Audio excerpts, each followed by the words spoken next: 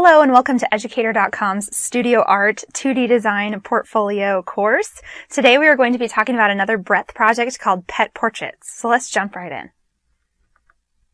Alright, so pet portraits is probably what you're thinking. It's portraits of your pet. Okay, so there are a couple of different artists, but mainly the best and most quintessential pet portrait fine artist is, his name is Wegman, and he's kind of known pretty much everywhere for what he does, which is photograph pictures of his dog Man Ray right here. So he's got lots of different pictures. I'm going to show you quite a few of his images, but basically what he does, and you can look at his gallery right here, Educator.com, there's a gallery of works, but basically what he does is it's more than just cute and cuddly. I kind of say it's more than cute and cuddly photos of your pet, but expressive, telling photos of the personality or feel of the animal. So his dog is really well trained, and he's able to get his dog to kind of pose for him. So he treats him as if he's a human being, as if he's a person, and he does all these kind of silly things to him. But I want you to note that the images are super modern.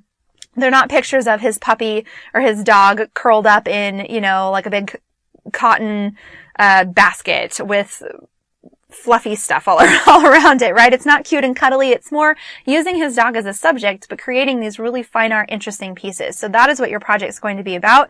That's what you're going to experiment with for this assignment. But let's look at some of William Wegman's work.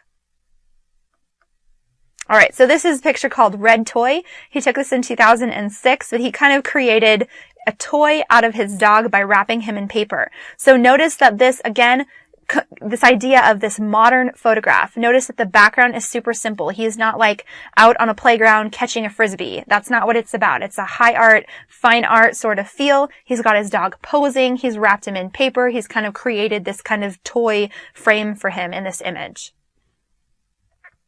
So here's another one. This is a great example of negative space and color blocking. So we've talked about these elements before, but look at the fear. It almost looks like he called his dog and the dog was afraid, which is a really kind of a really good, expressive portrait of this dog. It's super expressive. You know the mood of the animal. He's kind of like, oh my gosh, and kind of scared, which is kind of funny. So maybe there was a noise that happened or something that scared him, and Wegman was able to kind of grab this photo at that same time, which is great. But notice the color blocking. He uses stuff like this a lot in his work, where he has the dog pop out from behind something else and play around with that kind of negative space. It's beautiful.